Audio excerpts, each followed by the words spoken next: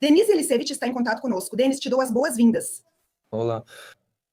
Peço aos convidados que se inscrevam no canal de Denise Elisevich e Liberty UA, que curtam o vídeo e comentem.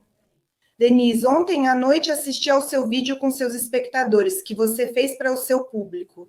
Fiquei com a impressão de que você não se chocou muito com a situação entre Trump e Zelensky, com aquela conversa, como se você já estivesse preparada para isso, que nada de extraordinário aconteceria, algo que nos deixaria empolgadas e nos faria entender que a paz está se aproximando. Você acalmou seu público, disse a eles que não há motivo para entrar em pânico por causa disso. Por quê?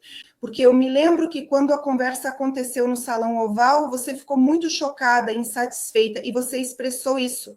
Por que agora não é assim? Porque Zelensky disse que foi até Trump com a fórmula de paz. O que deu errado? No Salão Oval eu fiquei chocado porque, por mais que eu goste do Zelensky, eu entendi que depois daquela atuação dele, a Ucrânia sairia prejudicada. Em segundo lugar, fiquei indignado com a grosseria dirigida ao presidente dos Estados Unidos.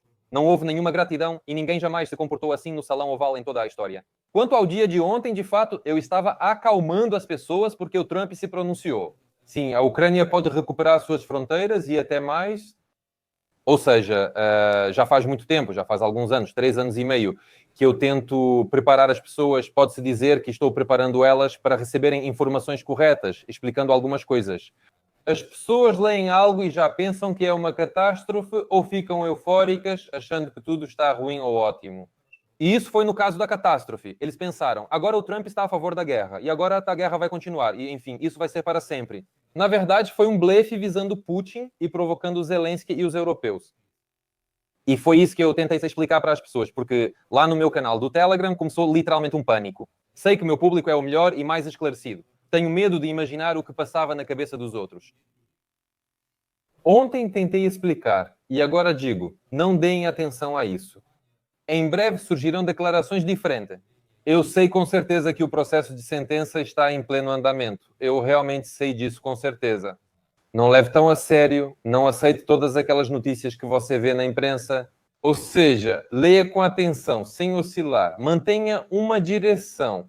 De qualquer forma, o processo está indo em direção à paz. Muito devagar, mas está indo para a paz. Sim, até o final deste ano a situação vai continuar assim como está agora.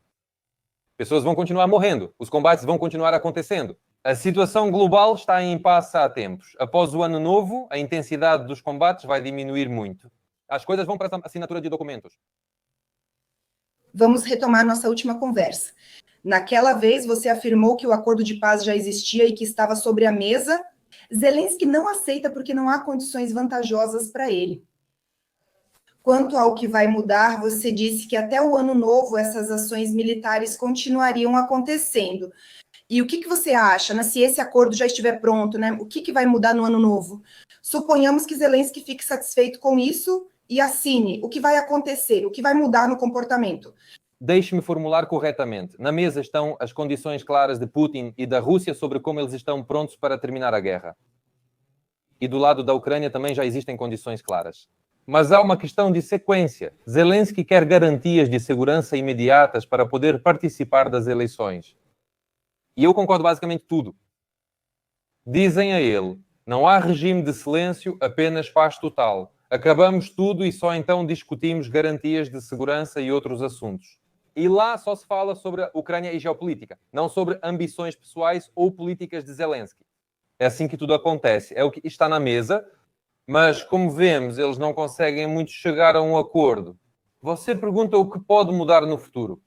Não há dinheiro para lutar, não há pessoas para lutar, as pessoas não querem lutar. Agora ele só tem uma opção, se conseguir dinheiro, o que não vai acontecer, então terá que intensificar muito a mobilização, muito mesmo. Já é draconiana e terá que intensificar ainda mais.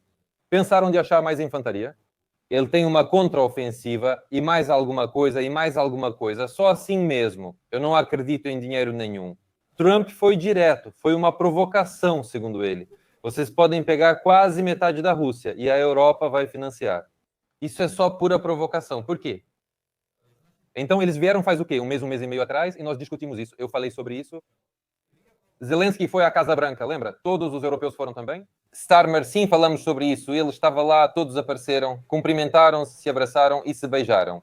Sim, presidente Trump, estamos com você enquanto eles seguem com o deles. Essa conversa sobre guerra e tudo mais. Trump responde do mesmo jeito para eles. Né? São pessoas que, infelizmente, muitos também tentam mostrar isso, ensinar as pessoas. Bloquearam a estrada para Macron em Nova York, provavelmente você viu, para Trump e depois para Erdogan passarem. É isso. São sinais assim, são sinais. Uma mensagem, sabe? Pode-se dizer que é até desrespeitoso. Tentam mostrar seu lugar. Vocês me tratam assim, então farei o mesmo. Eles responderam desligando a escada rolante para ele. Vocês provavelmente viram isso também, até o teleprompter. Ou seja, a situação é global, há uma completa falta de compreensão. E Trump, falando grosseiramente, ok, você quer guerra, você não se importa com o seu povo, Zelensky e Putin, vocês não se importam com o seu povo, vocês querem guerra. Eu tentei fazer tudo por vocês, minha equipe também está tentando fazer tudo. Vou observar isso de fora. Se precisarem de mim, estou pronto para ajudar vocês. É isso, falando de forma bem simples. Outra pergunta, porque na sua opinião, Trump não fez diferente, não proibiu os americanos de venderem armas para os europeus? Porque Trump não vai dar armas para a Ucrânia, nem dinheiro também, isso a gente já entendeu. Mas ele venderá aos europeus que comprarão para os ucranianos. Por que não recusou vender armas? Para Trump, como presidente dos Estados Unidos, sua principal prioridade é a economia e os interesses americanos. Vender armas e lucrar muito com os interesses da América, esse é o trabalho do Trump. Se há tolos dispostos a comprar e matar seu próprio povo, repito, não são os americanos, mas sim ucranianos e russos que são tolos, entende? Parece ser isso. Trump não pode priorizar a Ucrânia em vez dos interesses americanos. Há também o papel dos serviços secretos. Bem, há 1 milhão desses detalhes sobre o volume de dinheiro, para você entender. Eu também contei isso ontem para o meu pessoal. Antes ou no início da guerra, um míssil Stinger custava cerca de 40 mil dólares. Agora, em alguns contratos, chega a 360 mil. É um míssil comum, nada especial, nem grande, de cruzeiro ou balístico. É totalmente comum. Em média, nos contratos, ele custa 160 mil dólares. Ou seja, tudo fica 4, 5, às vezes até 8 vezes mais caro. O mercado, bem, a guerra, o mercado para os fabricantes de armas é insano. Por isso estão interessados. Além disso, Trump é esse tipo de pessoa. Ele não é como Zelensky. Ele não mantém uma equipe. Só me elogia, me deem um banho de elogios. Ele tem, por exemplo, algumas pessoas que, em relação à guerra, têm um ponto de vista completamente oposto. Por exemplo, o general Kala, um falcão da guerra. E Trump. Eu sei que algumas coisas irritam Trump, mas ele não diz para ele, pronto, já chega, você não é mais necessário para nós. Porque é assim que ele toma decisões sobre as questões mais importantes, especialmente aquelas que exigem competência profissional. Ouviu todos e busca a melhor solução. Como eu digo, de um lado o Ermac te elogia, do outro dizem que você é o mais incrível, corajoso e talentoso. Pronto, você é o melhor de todos. É assim que vive Zelensky. Bem, aí estão os resultados. Olhem nos Estados Unidos o que está acontecendo com a Ucrânia. Explique também sua posição sobre o que Trump disse, que ele vai dizer sua opinião sobre Putin em 1 mês, se ele está enganando ou não. O que ele quer dizer com isso? Por que exatamente em 1 mês? O que vai acontecer durante esse mês? Ele foge da resposta. Se quiser, pode dizer agora, por exemplo, que Putin é um canalha. Nós entendemos imediatamente que as negociações fracassam, os interesses americanos fracassam. Ele está fazendo um trabalho diplomático, ele está dando uma chance ao Putin. Não queime pontes. Trump também não faz isso. Ele diz ao Putin que você ainda pode parar a guerra, ouvir e assim por diante. Eu imagino como deve ser difícil para Trump, porque na verdade Putin está pronto para continuar a guerra. E para Zelensky também, basicamente. Quero que todos vejam o vídeo do comportamento de Zelensky na ONU após conversar com Trump. Ele literalmente ficou radiante. Ele não entendeu essa provocação. Ele achou que alguém iria ajudá-lo agora. Ele sorria. Trump declarou publicamente, vamos lutar, pessoal. Esse é o ambiente dele. Ele adora uma guerra. Só Zelensky, a família dele e o pessoal do quarteirão 95 não lutam. E ele, literalmente, quando se falava de paz, quando o Trump falava de paz, o Zelensky ficava chateado, abaixava o rosto, os olhos. Mas quando é guerra, aí todos os olhos brilham. Ele estava lá sentado, os jornalistas se reuniram no gabinete e ele disse para eles, eu me sinto como o presidente dos Estados Unidos. Ai, ai, ai, essas pessoas são terríveis, são pessoas assustadoras. O que você pode dizer sobre os europeus? Ou seja, enquanto europeus financiam e compram armas dos Estados Unidos, seguimos lutando na Ucrânia, certo? Bem, sim. Quando eles passam a focar nas pessoas, pois isso seria o centro da democracia, bem-estar e dignidade humana acima de tudo. Eles provavelmente veem isso, mas ignoram que não temos pessoas dispostas a ir para a guerra. Ou seja, né, as forças de mobilização estão esgotadas, mas ninguém presta atenção a isso. E outro ponto: no dia 24 de setembro, as tropas russas lançaram um ataque combinado com mísseis balísticos e soldados morreram em um centro de treinamento. E aí vem a pergunta para os europeus: se eles também veem essa situação e entendem que a defesa aérea da Ucrânia depende financeiramente apenas deles. Por que eles não fornecem mais ou não admitem que não podem fornecer em quantidade suficiente? Os europeus não têm defesa aérea porque a defesa aérea usa o Patriot, que é de fabricação americana, e os mísseis são produzidos pelos Estados Unidos, e há escassez de mísseis no mundo todo. Tudo depende apenas dos Estados Unidos. Por isso, os europeus não conseguem fornecer defesa aérea. A França tem boa defesa aérea, mas Macron não se apressa em fornecer sistemas. Então, existem nuances. Eu não sei quais são, talvez também sejam poucos, ou talvez seja difícil de operar algo assim. Enfim, eu não sou especialista militar, mas por algum motivo eles não fornecem. Por isso vocês dizem que a Europa não vê, entende. Se nós mesmos não sentimos pena do nosso país, do nosso povo, se as pessoas em massa não percebem que tudo está indo para o lado errado, já faz tempo, não protestam. Não no sentido de sair para a rua. A maioria não consegue admitir nem para si, nem para os mais próximos que tudo está ruim e errado. Entende? Trump ou europeus deveriam fazer isso. Se nem sentimos pena de nós, por que alguém sentiria? E por que nosso povo sempre espera isso? Os europeus não percebem que temos uma ditadura e a América. Então, quando eles virem o que está acontecendo com o Trump, eu só vou dizer isso. Quando ele perceber um descontentamento de verdade, aí sim a América vai agir de um jeito totalmente diferente. Mas, por enquanto, eles só observam, eu sei disso com certeza. Por enquanto, eles só observam e pensam: espera aí, lá é uma bagunça, é toda essa bagunça, é um pesadelo. No geral, está tranquilo. Algumas pessoas, como eu, se manifestam às vezes, mas não é algo em massa ou aberto. A ditadura chegou a um ponto em que não há mais movimentos em massa. Ninguém vai às ruas. Eu não estou dizendo que há uma ditadura insana no país. Vocês só vão se prejudicar, não conseguirão nada. Vocês precisam diferenciar o que é bom ou ruim. A situação está sem saída. A guerra segue sem sentido. Já Zaluzhny reconheceu, não é a primeira vez que ele diz isso publicamente. Ele escreveu em um artigo. Depois disso, só guerra com drones. Uns atacam com drones, outros atacam com drones. Não haverá avanço de infantaria. Nada disso vai acontecer. Ou seja, é simplesmente um impasse. Morte de pessoas por drones, por mísseis. Uma guerra à distância, mas na prática nada vai avançar. Então é preciso parar isso. Sim, é necessário compromisso, mas a Ucrânia terá que ceder mais que a Rússia. Isso me assusta, não gosto de dizer, mas estamos do lado mais fraco. Putin tem 140 milhões de pessoas e ainda não houve mobilização geral. Ele compra esses, sua própria carne de canhão, eles têm armas, eles têm dinheiro. Sim, financeiramente, economicamente falando, a situação deles é assim, pode ser avaliada de diferentes maneiras, mas falando globalmente, a Europa continua comprando recursos energéticos dele. Já discutimos isso com você também. E Trump, repare, nós conversamos sobre isso e depois Trump imediatamente começou a falar sobre isso. Por quê? Sei que isso está sendo discutido seriamente aqui. Aqui há perplexidade. Quando olharam os números, ficaram simplesmente chocados. Quando analisaram profundamente, isso é simplesmente inacreditável. Ou seja, na realidade, a Europa está financiando Putin, se formos falar abertamente. É assim que as coisas estão. Bem, eu entendo que a Europa não tem defesa antiaérea, mas se eles querem ajudar financeiramente a Ucrânia, por exemplo, a Kallas diz que não se deve comprar petróleo e gás russos, porque isso é ruim. Mas eles poderiam ter feito algo bom e comprado sistemas Patriot, pelo menos para proteger os militares. Talvez isso pudesse ter sido feito. E o que nós, pessoas comuns, devemos esperar no futuro, se hoje vemos o Times of Ukraine publicar que em breve 1.500 drones por dia vão voar sobre a Ucrânia, se agora não é possível derrubá-los, então o que você acha que pode ser feito? Só acabar com a guerra. Só acabar com a guerra. Você entende qual é a situação? Serão 5 sistemas de defesa antiaérea, como você disse, mas um Patriot custa $1 bilhão. Eles não são fabricados em massa como iPhones. É um produto exclusivo. Ou seja, tudo é muito complicado. E 5 sistemas de defesa antiaérea não vão resolver nada. Ou seja, menos pessoas vão morrer, mas ainda haverá mortes e a guerra continuará.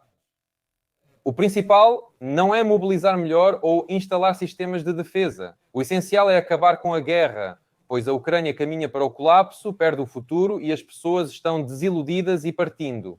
Muitos estão prontos para partir a qualquer momento. Como disse alguém da terceira unidade de assalto, li hoje, se abrirem as fronteiras, cerca de 360 mil homens sairão por mês. Isso é a mais pura verdade. Vou-te dizer, não sei que tipo de filas vão ter lá. Se abrirem a fronteira amanhã, milhões vão sair imediatamente. Depois isso vai diminuir aos poucos. Isso é verdade. Porquê? Porque as pessoas pensam, espera aí, a gente provavelmente estava aqui pela liberdade, mas acabaram construindo uma Rússia aqui. Nos dizem que os buriatos vão nos mobilizar se ocuparem, mas nos mobilizam como se fôssemos gado. Batem na gente com as mãos e os pés, esfaqueiam, correm atrás da gente, matam. Politicamente, dizem que viveremos sempre na miséria, sem chegar ao nível da Polónia ou Roménia. Democracia nem é prometida. Lá, se não falar o idioma certo, te matam ou privam das coisas. Por isso, as pessoas fogem. A Ucrânia precisa de um governo completamente diferente, de um presidente diferente, de uma mensagem de vida totalmente diferente. As pessoas precisam respirar vida, esperança e não essa guerra, trincheira, sangue, morte. Sua vida pertence a Zelensky e ao Estado. Os pais me enviam mensagens e as crianças nos parquinhos e creches escrevem versinhos. O sentido é, nasceu na Ucrânia, blá blá blá, deve dar a vida mesmo sem pedirem. Sério, não? Vocês ficaram malucos aí? Isso já é tipo o Hamas? Bem, sobre isso não se pode falar. Como escreveram a Politico e a Economist, esses artigos eu também analisei ontem. Zelensky não tolera críticas, eu sei disso, e ele fica muito insatisfeito com aqueles que, aos olhos dos parceiros internacionais, na verdade, da comunidade internacional, meio que atrapalham a pauta. Precisamos afirmar que somos poderosos, os melhores e que estamos bem com nossa democracia. Aparecem pessoas como eu e avisam aos americanos, estamos em catástrofe. Eis os fatos. 1, 2, 3, 4, 5. É isso. Você citou Dmytro Kukarchuk sobre isso, dizendo que os ucranianos sairão, mas depois li o que Kuleba disse. Ele disse que enquanto estiver vivo e saudável, não vai deixar o território da Ucrânia, a não ser que só possam exportá-lo daqui sem vida. Ou seja, fica ali na impressão de que a Ucrânia é um país onde deve haver um governo muito bom, mas ainda não está claro neste momento como o povo pode viver. E isso interessa especialmente a população de Zaporizhia, porque lá a situação ficou assim. Houve bombardeios massivos recentemente, destruindo casas, algumas totalmente restando incertas apenas uma parede. E então um representante da administração veio até eles e disse que se na sua casa restou pelo menos uma parede, mesmo que seja impossível viver ali, essa única parede já é um obstáculo para que você possa ter direito à compensação do governo. As pessoas não podem receber compensação, não podem morar na casa, porque há uma parede. Como você acha, por que existe esse obstáculo de corrupção? Por que as pessoas não falam tanto sobre isso em massa e não lutam por seus direitos, mesmo que só em Zaporizhia haja tantas casas destruídas? Também acho isso um mistério. Muitos sofreram, principalmente por moradia e bens, como você disse. Eu não vejo um descontentamento global em massa. Me desculpe, mas uma pessoa que perdeu sua casa não deveria mais se preocupar com o que é permitido ou proibido. Me coloco no lugar deles. Eles acreditam nisso. Esses canalhas só falam de paredes, como você disse. Vou te explicar. Podemos debater muito, mas a resposta é simples. Na Ucrânia, a vida humana não tem valor, ao contrário do Ocidente, onde é essencial. Lá, a pessoa serve ao Estado e não o contrário. Ou seja, esses culebas, o insignificante Melitopolia e outros, eles pensam que tudo existe para eles e não para nós, que apenas deveriam fazer seu trabalho como gestores escolhidos, apesar de serem pessoas tolas, entende? Eles estão acima e nós abaixo porque ele está no poder. Esse é o problema que muitos não entendem. É preciso mudar a essência do Estado, as leis e a Constituição. Todos, inclusive juízes, devem ser eleitos. Deve existir um mecanismo de revogação. Se alguém chega ao poder, confiamos, e ela age assim, precisa haver, mesmo que não seja simples, um modo de encerrar seus poderes. E ele deve ser levado a julgamento, porque, no fim das contas, ele está envolvido em atividades ilegais. Você entende? Se alguém dissesse algo assim em qualquer país ocidental, até mesmo na Polônia, seria o fim imediato, o fim político e a renúncia. Lá, pessoas já renunciaram por bem menos, até por uma palavra mal colocada. Isso está muito distante de questões sérias como vida ou guerra. Perdemos nossos referenciais. O mais assustador é a situação criada por Zelensky. Uma ditadura e monopólio total, até das palavras, onde só o governo pode opinar. Até esses figurões menores entenderam. Agora podemos tudo. Agora realmente podemos absolutamente tudo. Quantas vezes o prefeito de Dnipro, Filatov, insultou, humilhou e ameaçou pessoas abertamente nos comentários, não foi um caso isolado. Ele agia como marginal. São pessoas inacreditáveis. Eu conto isso aqui para os americanos. Eles não acreditam em mim. Contei isso para eles em 2022, quando cheguei para algumas pessoas oficiais. Eles não acreditaram. Hoje, a Político e a Economist falam disso. Só isso, entende? Eu entendo essa situação e ainda não entendi a retórica do Zelensky. Vamos analisar isso. Ele diz aos russos, principalmente aos poderosos, que busquem abrigo antiaéreo ou acabem com a guerra. Vocês só têm essa escolha. Ele diz que as armas que ele vai receber, ele vai lançar. Quer dizer, não ele, mas as forças ucranianas vão lançar no território da Rússia. Porque o Trump meio que não é contra. Ele diz que vocês podem recuperar seus territórios. É nisso que ele se baseia. Ao mesmo tempo, sobre as eleições, dizem o seguinte, que as eleições são possíveis, mas somente se houver um cessar-fogo. Mas quando Putin e Trump estavam no Alasca, falavam em paz total. Que cessar-fogo Zelensky menciona agora? Estão tentando convencer Trump novamente, começando com silêncio e depois avançando passo a passo. O general Kellogg compartilha a mesma opinião. Eu entendo porque Trump não quer. Primeiro, Putin é contra isso. Segundo o próprio Trump, entende? Posso afirmar por mim mesmo, se existe um regime de silêncio agora, ele pode ser quebrado, entende? Isso pode ser quebrado tanto pela Rússia quanto por Zelensky. Por que eu sou tão contra? Porque a guerra termina e, infelizmente, é um fato. Putin continua no poder. Infelizmente, mas é um fato. Putin continua no poder. Mas a guerra termina para Zelensky e termina a carreira política dele e começam as nuances jurídicas. Pode ser isolamento ou prisão. Certamente tempos ruins para ele. E claro, quem está mais interessado nisso? Tudo é óbvio. Eu não gosto de nenhum deles, mas falando desse fato específico, se fizer uma paz completa, como vai rompê-la depois? Documentos sérios foram assinados, a China vai participar, os Estados Unidos também e o próprio Trump. Isso já não é brincadeira. O cessar-fogo é assim, basta um drone ou um tiro e tudo desmorona, entende? Por isso, eu também sou totalmente contra o regime de cessar-fogo. Sentamos, resolvemos todas as questões. Não coloque um band-aid no ferimento. É necessário tratar essa ferida, encerrar o assunto, considerar os interesses de todos e aprender com a dor que a guerra trouxe para a Ucrânia. Só assim será possível viver de forma diferente. Não existe outro caminho. Aliás, Trump ainda não autorizou ataques em profundidade na Rússia e não descarto que ele possa dar esse aval como forma de pressionar Putin. E aí a situação fica assustadora. Por um lado, seria uma satisfação moral atacar em profundidade a Rússia. Por outro, isso pode levar Putin a buscar a paz. Mas tem outro lado. Zelensky ganhou de novo, certo?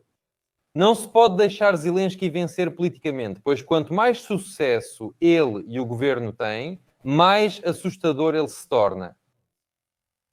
A retórica dele sobre as eleições mudou. No fim de 2023, dizia ser totalmente impossível por causa da Constituição e da segurança. No início de 2024, já dizia que é possível, mas só sob certas condições.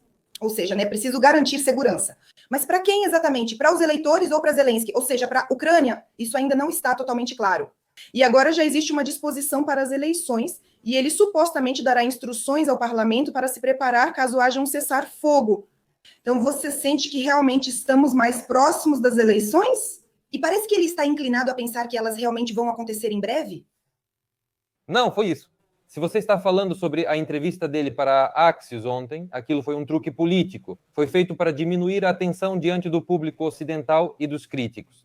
Tipo, sim, estou pronto para sair. Tipo, minhas palavras, para pessoas como eu, as palavras não têm relevância, entende? Deixar espaço para manobra política. Não acredito, sei o quanto estão preocupados com avaliações. Nenhuma decisão no gabinete do presidente é tomada sem considerar os interesses da Ucrânia. A Ucrânia em primeiro lugar. Primeiro vem assim, a avaliação de Zelensky e a estabilidade da equipe deles. Se está ok ou não está ok. Se está ok, fazemos. Se não está ok, aí está o primeiro interesse. E a Ucrânia vem depois, em algum lugar lá na frente. Por isso, não. Ele não está pronto para nenhuma eleição. Isso também é um tipo de blefe. Você acha que Zaluzhny pode estar se preparando para eleições? Ontem, 24 de setembro, saiu um artigo dele criticando a Operação Kursk. Ele não a critica totalmente, mas diz que as perdas foram muito grandes, o resultado muito pequeno e a situação é lamentável. É interessante, você se lembra do que ele dizia antes, quando a Operação Kursk estava apenas começando? Naquela época, ele já não era mais o comandante-chefe. Mas, na sua opinião, ele poderia, na posição dele, fazer qualquer coisa para impedir essa operação?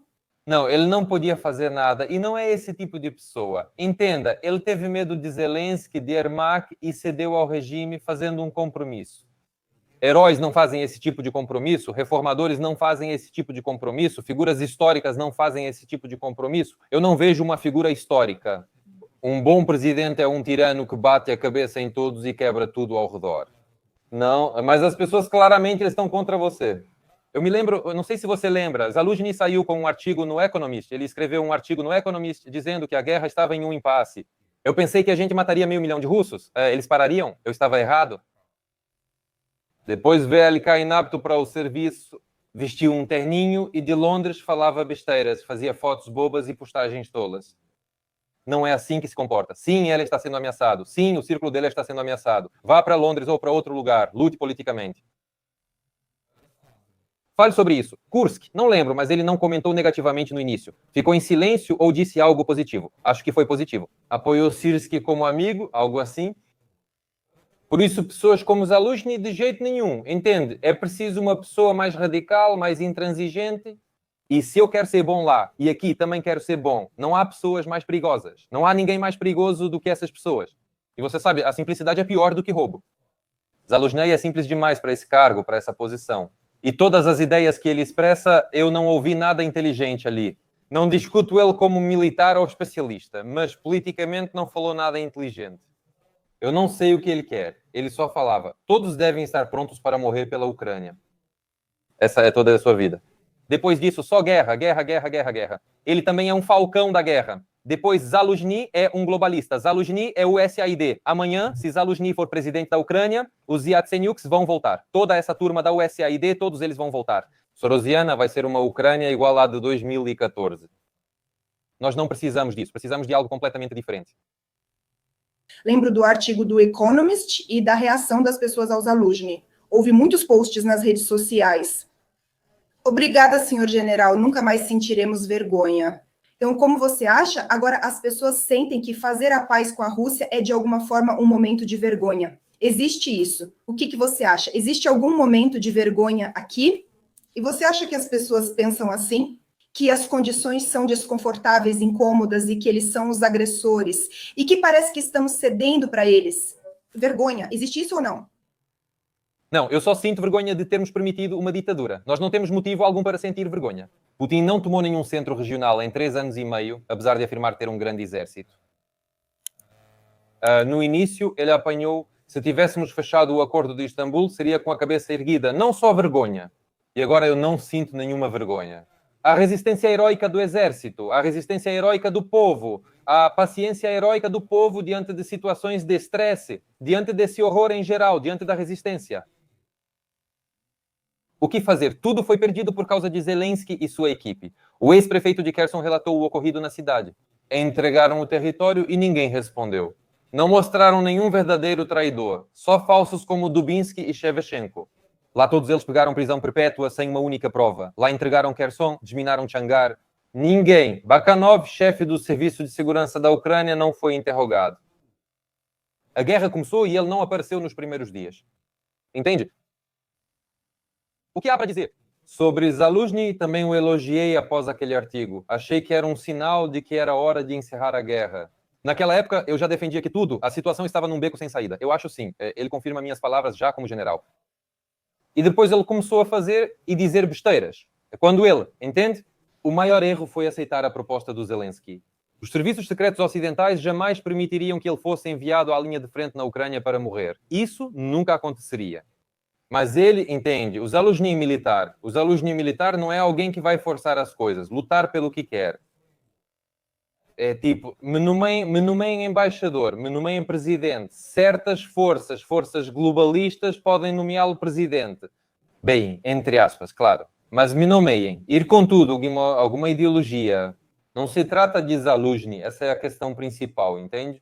Isso não é o caráter de Trump, nem o caráter de Javier Milei. É só esse me nomeiem. Eu vou sentar numa salinha e fazer alguma coisa lá que todo mundo vai gostar. Acho que em breve vai ficar ainda mais difícil para as pessoas ativas avançarem, porque vai ser mais complicado falar sobre elas. A Verkhovna Rada analisa um projeto de lei que pretende proteger a honra e dignidade da pessoa. E há muitos jornalistas e blogueiros que, na opinião deles, não apresentam as informações de forma totalmente confiável, ou seja, a informação é falsa, inverossímil. Quanto à corrupção, por exemplo, quando existe algum esquema de corrupção e não há resultado ou decisão judicial, o jornalista não tem o direito de publicar isso, porque isso não corresponde à realidade. Processos judiciais duram anos. Se um jornalista ou blogueiro falar algo de alguém e a pessoa não gostar, isso já pode ser considerado como uma multa que vai de um determinado valor até um valor muito alto, até mesmo a confisco de bens. Um projeto de lei ainda não aprovado pode ser aprovado. Você mantém um blog ativo, conhece essas informações. O que acha? Sua retórica vai mudar? O que você vai fazer? Como você descreveria essas situações? Não temo nada nem ninguém. Minha retórica não mudará. Se aprovarem essa lei, já duvido que os deputados consigam entregar seus mandatos tranquilamente quando chegar a hora. O povo vai acabar com eles. A Ucrânia perderá todo o apoio. Vão cancelar nossas tentativas de entrar na União Europeia, o que até seria bom, mas não é minha opinião, são eles que dizem. Isso é ditadura. Tatiana, estou bastante integrado no espaço midiático americano. Aqui é uma pancadaria diária, uma verdadeira carnificina. Uns contra os outros, direita contra esquerda, esquerda contra direita, simplesmente figuras da mídia, chame de blogueiros, palestrantes. O que acontece aqui é simplesmente inacreditável. Inacreditável. Temos uma decisão judicial. De qual tribunal? Aquele controlado pelo escritório do presidente? Ou você suspeitou de alguém? Sim, suponha que temos jornalistas profissionais. Você suspeitou de alguém de alguma coisa e você deve ir escrever para as autoridades policiais. Esperar 3 anos por uma investigação é um absurdo e prejudica o trabalho do jornalista. Eu não sou jornalista. Lá tem aqueles que se chamam assim, ou que eles façam isso. Vamos ver como eles vão causar alvoroço. Vamos ver como Dmitry Gordon vai causar alvoroço. Na verdade, ele não é investigador. Acredito que eles não vão se arriscar, mesmo que tentem. Eles estão ferrados lá com a gente. Quer dizer, aqui vocês têm deputados do povo. Eles estão ferrados, vão se dar mal se aprovarem isso. Do povo, é isso. Do povo da comunidade internacional. Tenho certeza de que essas pessoas fazem isso de propósito e colocam seus nomes, exceto Stefanchuk, como autores da iniciativa. Eles só fazem isso porque alguém mandou, favorecendo certas forças e uma situação específica. Não sei o que pode ser pior. São tendências ditatoriais da equipe de Zelensky. E se eles fizerem isso, acredite, já nos Estados Unidos vão saber disso graças a mim. Em 5 minutos, sobre esse grande democrata e tudo mais, como ele se posiciona, como ele é um cara incrível, como ele é honesto e como tudo está bem na Ucrânia. Isso é liberdade de expressão. Lá não sobrou nada. Agora, com alguns ligados ao Soros, antes com Bigus e Schmigus, ainda se falava algo.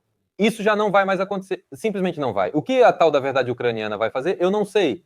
Você já não pode dizer mais nada, no fim das contas. Cobrir notícias, tipo, o Trump disse isso, o Trump disse aquilo, o fulano disse aquilo outro, só isso. O jornalismo clássico e investigativo não vai existir. Isso é um absurdo.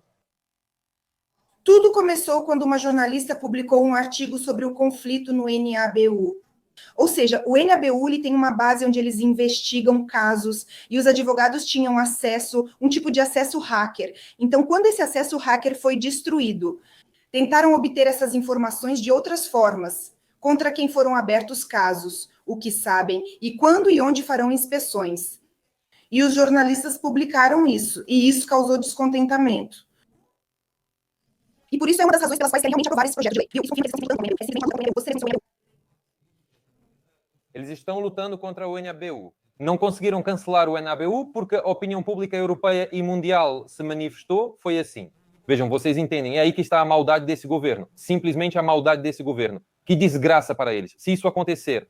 E nós, como povo, podemos contar com a comunidade internacional. Eles só se envolveram quando as pessoas saíram para a praça pelo NABU. Aí vimos que publicaram artigos, falaram que não era para fazer isso, senão não dariam ajuda. Esse órgão foi criado pela Europa. Eles vão mesmo defender os jornalistas, se necessário. Não, algumas comissões e a comunidade europeia podem se pronunciar, mas, no geral, as pessoas devem se perguntar se o trabalho jornalístico é proibido. Esse é realmente um bom presidente? Esse país tem algum futuro? Ou seja, eles não precisam do NABU, porque eu não sou a favor do NABU, mas eu sou a favor da democracia. Se esse é o único órgão que equilibra os serviços secretos e o governo de Zelensky que continue existindo. E aqui, então, acontece que só o Telemaratona tem o direito de contar alguma coisa de verdade. Se o povo está satisfeito com tudo isso, então todo o meu trabalho também vai por água abaixo. Então eu simplesmente estou fazendo algo que não é necessário. Então esse povo quer viver numa ditadura, acuados como os russos do Putin, escondidos debaixo do banco. Não se pode dizer uma palavra, só temos o incrível Zelensky. Eles são os mais certos, os melhores. Todos os outros são tolos. A Político lançou um artigo impactante sobre Zelensky. Vários deputados populares surgiram e começaram a postar: canalhas são russos, compraram o artigo. Ou seja, quando elogiavam Zelensky na Político há 1 ano e meio ou 2, era bom e honesto, não foi Zelensky que comprou. Mas agora dizem que foram os russos. Bom, ou seja, entende, para mim tudo isso já está tão óbvio há muito tempo. Fico amargurado e sinto dor porque milhões dos nossos compatriotas, como gatinhos cegos, metade deles e a outra metade... Minha casa fica à margem. Como as pessoas aqui gostam de dizer, nunca nada vai mudar por aqui. Eles estão condenados. Bom, eu com certeza não estou falando, por exemplo, para esse tipo de gente. Eu peço a todos vocês que se inscrevam no canal de Denis Yelisevich. Não deixem de se inscrever também no canal Liberty UA. Obrigado por estarem conosco, e Denis, obrigada pela conversa significativa. Até a próxima.